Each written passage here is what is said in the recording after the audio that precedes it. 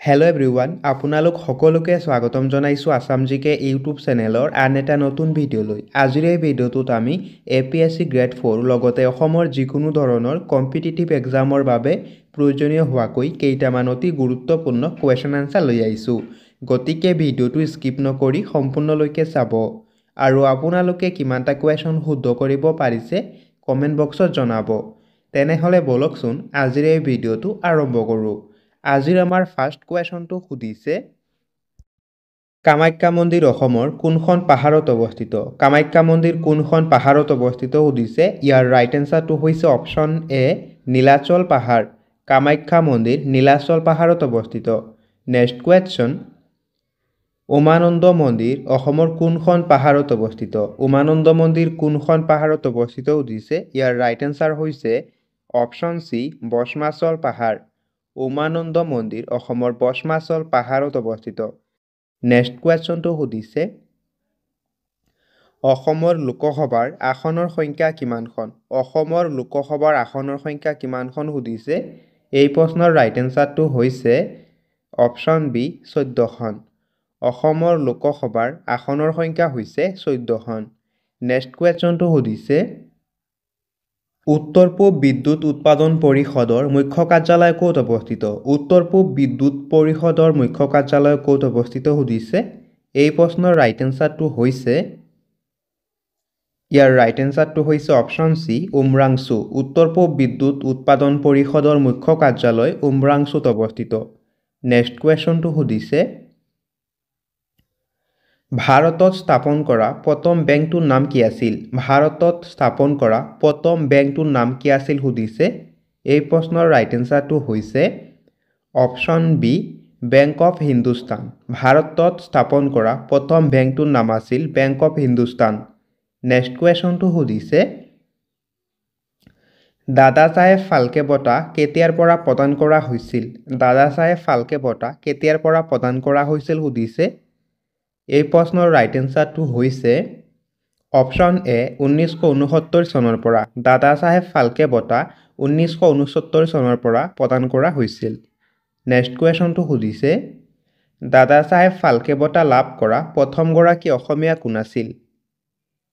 এই প্ৰশ্নৰ ৰাইট এনচাৰটো হৈছে option A doctor Bhupen Hazarika. দাদা চাহেব ফাল্কে বঁটা লাভ কৰা প্ৰথমগৰাকী অসমীয়া আছিল ডক্টৰ ভূপেন হাজৰিকা। নেক্সট কুৱেশ্যনটো সুধিছে ভাৰতৰ সৰ্বাধিক হিন্দীভাষী জনসংখ্যা থকা ৰাজ্যখনৰ নাম কি? ভাৰতৰ সৰ্বাধিক হিন্দীভাষী জনসংখ্যা থকা ৰাজ্যখনৰ নাম কি সুধিছে। এই প্ৰশ্নৰ ৰাইট এনচাৰটো হৈছে অপশ্যন বি উত্তৰ প্ৰদেশ। ভাৰতৰ সৰ্বাধিক হিন্দীভাষী জনসংখ্যা থকা ৰাজ্যখনৰ নাম হৈছে উত্তৰ প্ৰদেশ। নেক্সট কুৱেশ্যনটো সুধিছে ষ্টেট ক্ৰিকেটৰ এটা ইনিংছত 10টা উইকেট দখল কৰা ভাৰতীয় ক্ৰিকেটাৰগৰাকী কোন? তলত দিয়া অপশ্যনকেইটাৰ ভিতৰত ইয়াৰ ৰাইট এনচাৰটো হৈছে অপশ্যন এ অনিল কুম্বলে। এতিয়া আহিছোঁ নেক্সট কুৱেশ্যনটোলৈ। নেক্সট কুৱেশ্যনটো সুধিছে গীদা আৰু বাংৰা কোন ৰাজ্যৰ লোকনৃত্যৰ নাম? গীদা আৰু বাংৰা কোন ৰাজ্যৰ লোকনৃত্যৰ নাম সুধিছে। তলত দিয়া অপশ্যনকেইটাৰ ভিতৰত ইয়াৰ ৰাইট এনচাৰটো হৈছে অপশ্যন বি পাঞ্জাৱ। গীদা আৰু বাংৰা পাঞ্জাৱ ৰাজ্যৰ লোকনৃত্যৰ নাম। নেক্সট কুৱেশ্যনটো সুধিছে ডক্টৰ ভূপেন হাজৰিকাক সুধাকণ্ঠ বুলি কোনে বিভূষিত কৰিছিল? ডক্টৰ ভূপেন হাজৰিকাক সুধাকণ্ঠ বুলি কোনে বিভূষিত কৰিছিল সুধিছে। এই প্ৰশ্নৰ ৰাইট এনচাৰ হৈছে অপশ্যন বি আনন্দ চন্দ্ৰ বৰুৱা। ডক্টৰ ভূপেন হাজৰিকাক সুধাকণ্ঠ বুলি আনন্দ চন্দ্ৰ বৰুৱাই বিভূষিত কৰিছিল। নেক্সট কুৱেশ্যন বিখ্যাত দিলৱাৰা মন্দিৰ কোনখন ৰাজ্যত অৱস্থিত? বিখ্যাত দিলৱাৰা মন্দিৰ কোনখন ৰাজ্যত অৱস্থিত সুধিছে। এই প্ৰশ্নৰ ৰাইট এনচাৰটো হৈছে অপশ্যন বি ৰাজস্থান। বিখ্যাত দিলৱাৰা মন্দিৰ ৰাজস্থান ৰাজ্যত অৱস্থিত। নেক্সট কুৱেশ্যন মাজুলী জিলাৰ একমাত্ৰ মহকুমাটোৰ নাম কি? মাজুলী জিলাৰ একমাত্ৰ মহকুমাটোৰ নাম কি সুধিছে। এই প্ৰশ্নৰ ৰাইট এনচাৰটো হৈছে অপশ্যন বি গড়মূৰ। মাজুলী জিলাৰ একমাত্ৰ মহকুমাটোৰ নাম হৈছে গড়মূৰ। নেক্সট কুৱেশ্যনটো সুধিছে অসম বিধানসভাৰ প্ৰথমগৰাকী মহিলা বিত্তমন্ত্ৰী কোন? অসম বিধানসভাৰ প্ৰথমগৰাকী মহিলা বিত্তমন্ত্ৰী কোন সুধিছে। ইয়াৰ ৰাইট এনচাৰটো হৈছে অপশ্যন এ অজন্তা নেওগ। অসম বিধানসভাৰ প্ৰথম মহিলা বিত্তমন্ত্ৰী আছিল অজন্তা নেওগ। নেক্সট কুৱেশ্যনটো সুধিছে হাজোৰ হয়গ্ৰীৱ মাধৱ মন্দিৰ কোনখন পাহাৰত অৱস্থিত? হাজোৰ হয়গ্ৰীৱ মাধৱ মন্দিৰ কোনখন পাহাৰত অৱস্থিত সুধিছে। এই প্ৰশ্নৰ ৰাইট এনচাৰটো হৈছে অপশ্যন এ মণিকোট পাহাৰ। হাজোৰ হয়গ্ৰীৱ মাধৱ মন্দিৰ মণিকোট পাহাৰত অৱস্থিত। নেক্সট কুৱেশ্যনটো সুধিছে সম্ৰাট আকবৰে প্ৰৱৰ্তন কৰা ধৰ্মটোৰ নাম কি আছিল? সম্ৰাট আকবৰে প্ৰৱৰ্তন কৰা ধৰ্মটোৰ নাম কি আছিল সুধিছে। ইয়াৰ ৰাইট এনচাৰটো হৈছে অপশ্যন চি দিন-ই-ইলাহী। সম্ৰাট আকবৰে প্ৰৱৰ্তন কৰা ধৰ্মটোৰ নাম আছিল দিন-ই-ইলাহী। নেক্সট কুৱেশ্যনটো সুধিছে মেডাম মেফি উৎসৱ বছৰি কেতিয়া উদযাপন কৰা হয়? মেডাম মেফি উৎসৱ বছৰি কেতিয়া উদযাপন কৰা হয় সুধিছে। এই প্ৰশ্নৰ ৰাইট এনচাৰটো হৈছে অপশ্যন এ 31 জানুৱাৰী। মেডাম মেফি উৎসৱ বছৰি 31 জানুৱাৰী তাৰিখে উদযাপন কৰা হয়। নেক্সট কুৱেশ্যনটো সুধিছে মেডাম মেফি উৎসৱ কোনটো জনগোষ্ঠীয়ে পালন কৰে? মেডাম মেফি উৎসৱ কোনটো সম্প্ৰদায়ৰ লোকসকলে পালন কৰে সুধিছে। ইয়াৰ ৰাইট এনচাৰটো হৈছে অপশ্যন এ আহোম সম্প্ৰদায়ৰ লোকসকলে। মেডাম মেফি উৎসৱ আহোম সম্প্ৰদায়ৰ লোকসকলে পালন কৰে। নেক্সট কুৱেশ্যনটো সুধিছে বাংলা ছবিত অভিনয় কৰা প্ৰথমজন অসমীয়া কোন আছিল? বাংলা ছবিত অভিনয় কৰা প্ৰথমজন অসমীয়া কোন আছিল সুধিছে। ইয়াৰ ৰাইট এনচাৰটো হৈছে অপশ্যন বি প্ৰমথেশ বৰুৱা। বাংলা ছবিত অভিনয় কৰা প্ৰথমজন অসমীয়া আছিল প্ৰমথেশ বৰুৱা। নেক্সট কুৱেশ্যনটো সুধিছে জোনাকী আলোচনীখনৰ প্ৰথম সম্পাদক কোন আছিল? জোনাকী আলোচনীখনৰ প্ৰথম সম্পাদক কোন আছিল সুধিছে। এই প্ৰশ্নৰ ৰাইট এনচাৰটো হৈছে অপশ্যন ডি চন্দ্ৰকুমাৰ আগৰৱালা। জোনাকী আলোচনীখনৰ প্ৰথম সম্পাদক আছিল চন্দ্ৰকুমাৰ আগৰৱালা। এতিয়া আহিছোঁ নেক্সট কুৱেশ্যনটোলৈ। নেক্সট কুৱেশ্যনটো সুধিছে পৃথিৱীৰ ভিতৰত জনসংখ্যাৰ ক্ষেত্ৰত ভাৰতৰ স্থান কি? পৃথিৱীৰ ভিতৰত জনসংখ্যাৰ ক্ষেত্ৰত ভাৰতৰ স্থান কি সুধিছে। ইয়াৰ ৰাইট এনচাৰ হৈছে অপশ্যন এ প্ৰথম। অৰ্থাৎ পৃথিৱীৰ আটাইতকৈ জনবহুল দেশখনৰ নাম হৈছে ভাৰত। এতিয়া আহিছোঁ নেক্সট কুৱেশ্যনটোলৈ। নেক্সট কুৱেশ্যনটো সুধিছে ভাৰতবৰ্ষৰ কোনখন ৰাজ্যত শিক্ষিতৰ হাৰ আটাইতকৈ কম?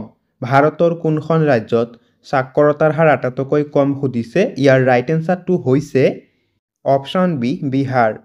বিহাৰৰ সাক্ষৰতাৰ হাৰ আটাইতকৈ কম আৰু ইয়াৰ সাক্ষৰতাৰ হাৰ হৈছে 63.82%। নেক্সট কুৱেশ্যনটো সুধিছে ভাৰতৰ কোনখন ৰাজ্যত সাক্ষৰতাৰ হাৰ আটাইতকৈ বেছি? ভাৰতৰ কোনখন ৰাজ্যত সাক্ষৰতাৰ হাৰ আটাইতকৈ বেছি সুধিছে। ইয়াৰ ৰাইট এনচাৰটো হৈছে অপশ্যন ডি কেৰালা।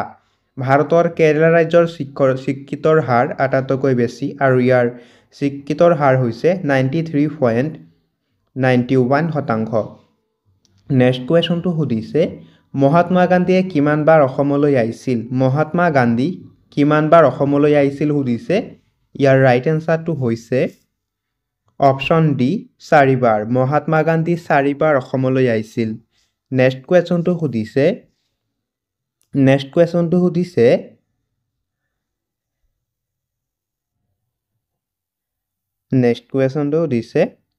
মহাকাশলৈ যোৱা প্ৰথমগৰাকী ভাৰতীয় কোন আছিল?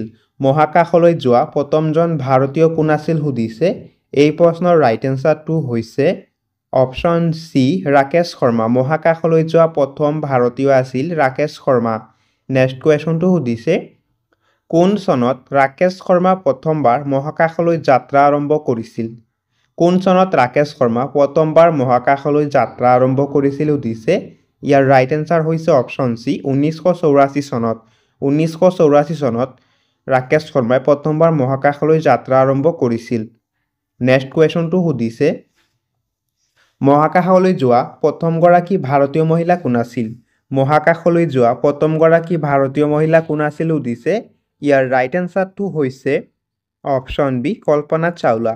মহাকাশলৈ যোৱা প্ৰথমগৰাকী ভাৰতীয় মহিলা আছিল কল্পনা চাওলা।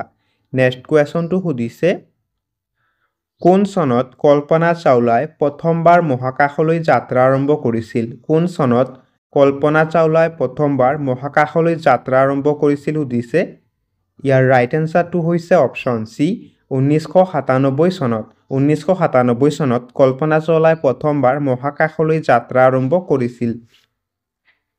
নেক্সট কুৱেশ্যনটো সুধিছে কল্পনা চাওলাই কেইবাৰ মহাকাশলৈ গৈছিল? কল্পনা চাওলাই কেইবাৰ মহাকাশলৈ গৈছিল সুধিছে।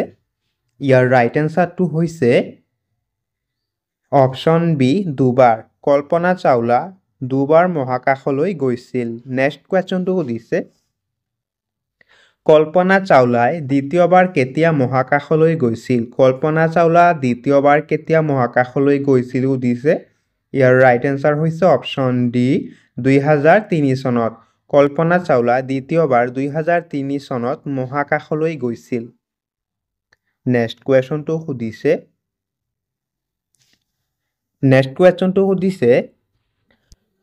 1932 চনত কোনখন ঘূৰণীয়া মেজমেল অনুষ্ঠিত হৈছিল?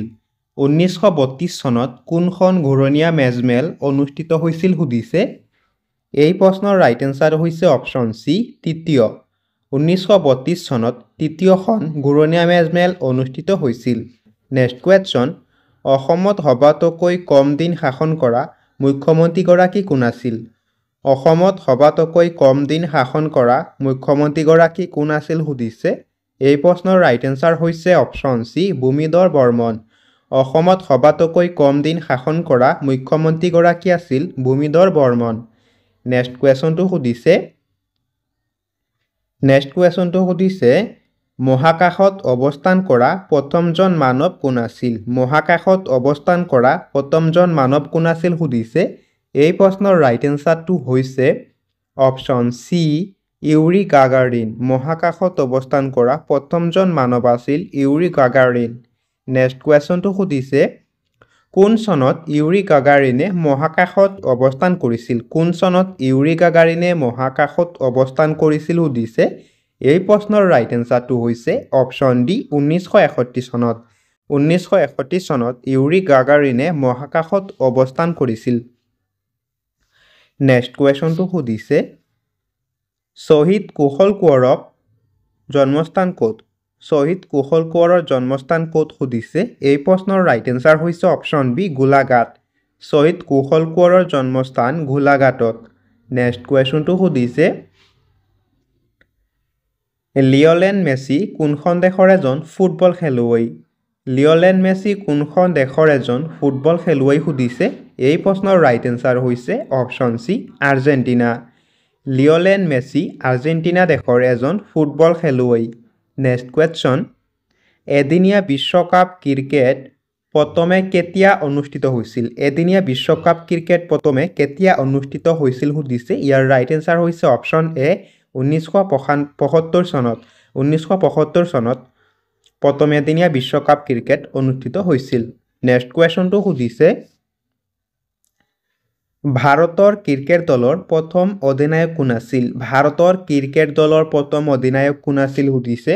এই প্ৰশ্নৰ ৰাইট এনচাৰটো হৈছে অপশ্যন এ চি.কে. নাইডু। ভাৰতৰ ক্ৰিকেট দলৰ প্ৰথম অধিনায়ক আছিল চি.কে. নাইডু। নেক্সট কুৱেশ্যনটো সুধিছে ৰাঁচী কোনখন ৰাজ্যৰ ৰাজধানীৰ নাম? ৰাঁচী কোনখন ৰাজ্যৰ ৰাজধানীৰ নাম সুধিছে। এই প্ৰশ্নৰ ৰাইট এনচাৰ হৈছে অপশ্যন ডি ঝাৰখণ্ড। ৰাঁচী ঝাৰখণ্ড ৰাজ্যৰ ৰাজধানীৰ নাম। নেক্সট কুৱেশ্যনটো সুধিছে ভাৰতত ৰাজ্যসভাৰ প্ৰথম অধ্যক্ষ কোন আছিল? ভাৰতত ৰাজ্যসভাৰ প্ৰথম অধ্যক্ষ কোন আছিল সুধিছে। ইয়াৰ ৰাইট এনচাৰ হৈছে option B doctor Sarvepalli Radhakrishnan. ভাৰতত ৰাজ্যসভাৰ প্ৰথম অধ্যক্ষ আছিল ডক্টৰ সৰ্বপল্লী ৰাধাকৃষ্ণন।